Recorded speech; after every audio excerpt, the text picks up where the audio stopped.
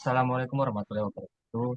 Perkenalkan, saya Eka Nantarlanka dari kelompok Pancasila ingin mempresentasikan Pancasila sebagai paradigma pembangunan dan juga bersama teman-teman saya.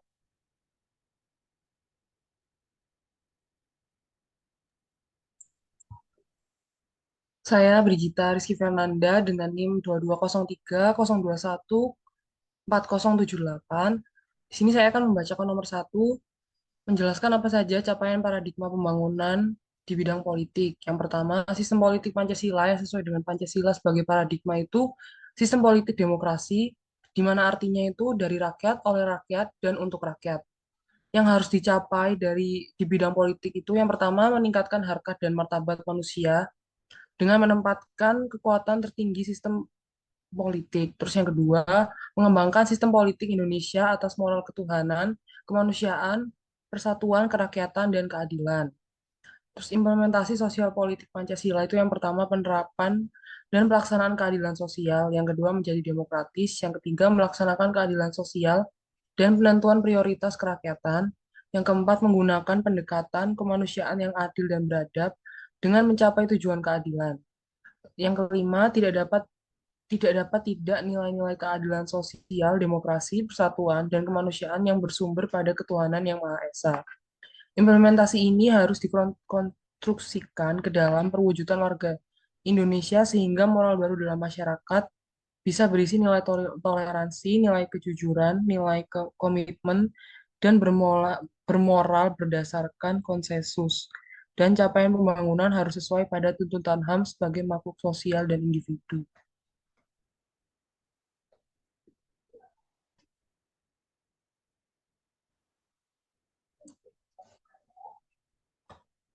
Terus untuk nomor dua, menjelaskan apa saja capaian paradigma pembangunan di bidang ekonomi. Pertama, sistem ekonomi harus didasarkan pada sila pertama dan sila kedua Pancasila. Kalau sila pertama itu moralitas ketuhanan, kalau sila kedua itu kemanusiaan. Di mana sistem ekonomi harus bertujuan pada kesejahteraan masyarakat dengan nilai-nilai kemanusiaan, serta harus menghindarkan dari persaingan bebas, monopoli, ketidakadilan, serta penderitaan dan kesengsaraan warga negara, serta harus mengacu pada sila keempat, yaitu pembangunan ekonomi kerakyatan atau pembangunan demokrasi ekonomi atau sistem ekonomi Pancasila yang mana ekonomi untuk sebesar-besar kemakmuran rakyat dan memberikan kesempatan, dukungan, dan pengembangan ekonomi rakyat, yaitu pada koperasi, usaha kecil, dan usaha menengah. Kemudian capaiannya, perekonomian disusun sebagai usaha bersama atas asas kekeluargaan yang mampu mengembangkan program-program konkret pemerintah daerah. Ekonomi kerakyatan akan mampu memberdayakan daerah atau rakyat dalam berekonomi sehingga lebih adil, demokratis, transparan, dan partisipatif. Serta langkah strategis dalam reformasi ekonomi itu yang pertama, keamanan pangan dan kembalikan kepercayaan dengan program sosial safety net dan dengan melakukan pemberantasan korupsi. Terus yang kedua itu program rehabilitas dan pemulihan ekonomi. Lalu yang terakhir, transformasi struktur.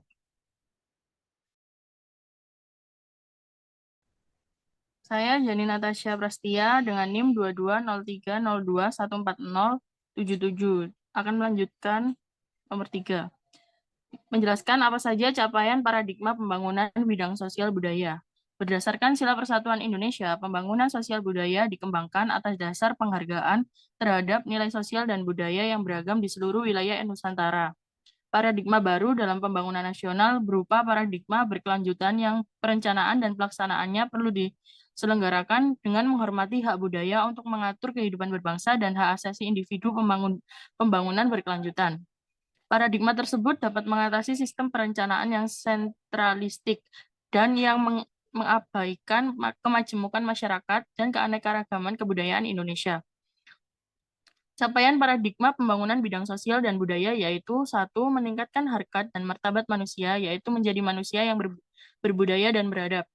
Dua, perlu adanya pengakuan dan penghargaan terhadap budaya dan kehidupan sosial berbagai kelompok bangsa Indonesia sehingga mereka merasa dihargai.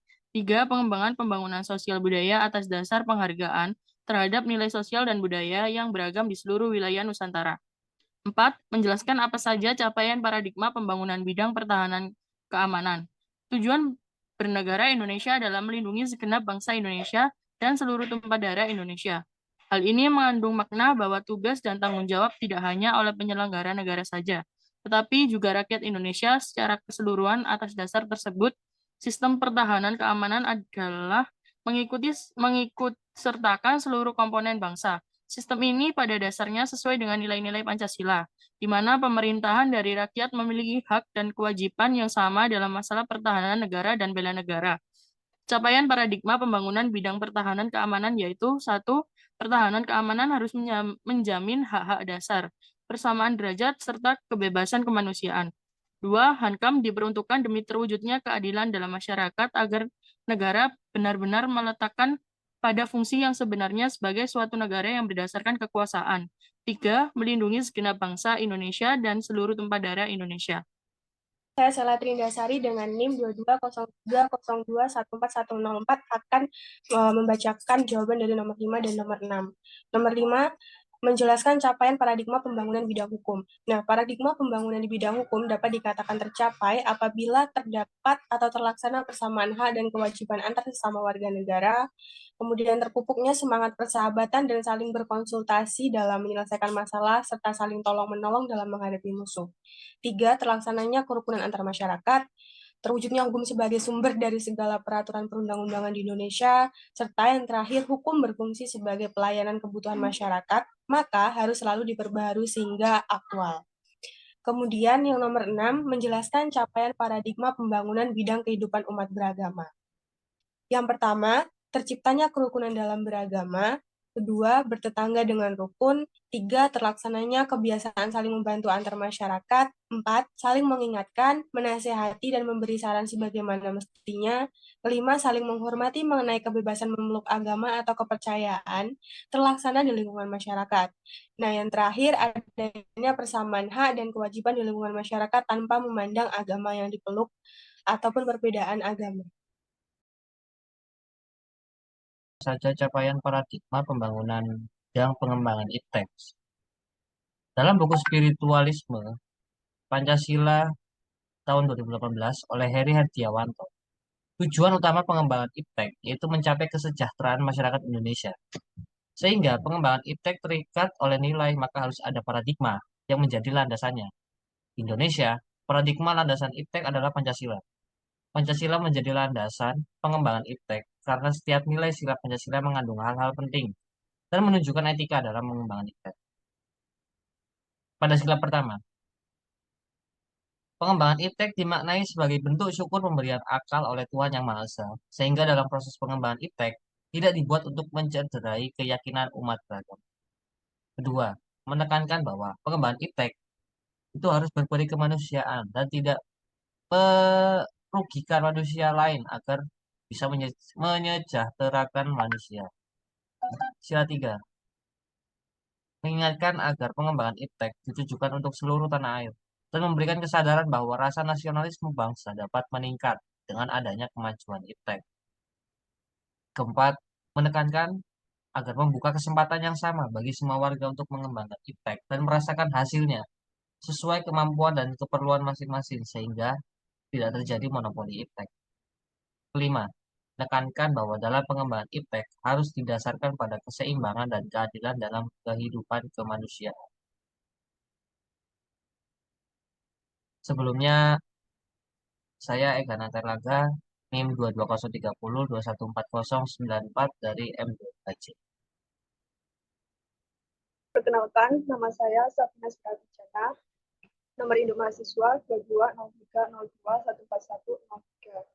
Di sini saya akan melanjutkan pertanyaan nomor 8, menjelaskan mekanisme atau prosedur perumusan RPJMN. Yang pertama yaitu rancangan awal RPJM nasional merupakan penjabaran dari visi, misi, dan program Presiden hasil pemilu. RPJMN memuat strategi pembangunan nasional, kebijakan umum, proyek prioritas, strategis, program kementerian atau lembaga, dan lintas kementerian atau lembaga, arah pembangunan kewilayahan dan lintas kewilayahan, prioritas pembangunan, serta kerangka ekonomi makro. Rancangan tersebut akan dikonsultasikan dengan pemerintah pusat. konsultasi regional di 6 kota besar yang mewakili 6 wilayah besar dengan pemerintah daerah, konsultasi publik dengan swasta dan BUMN, serta pramusyawarah perencanaan pembangunan nasional atau Musrenbangnas.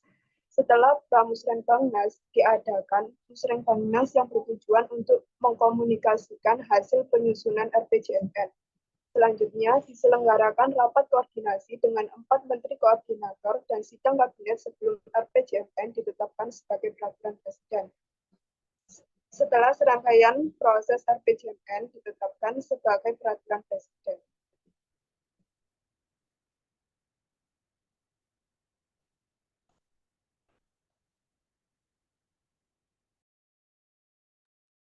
Sekian dari kelompok kami.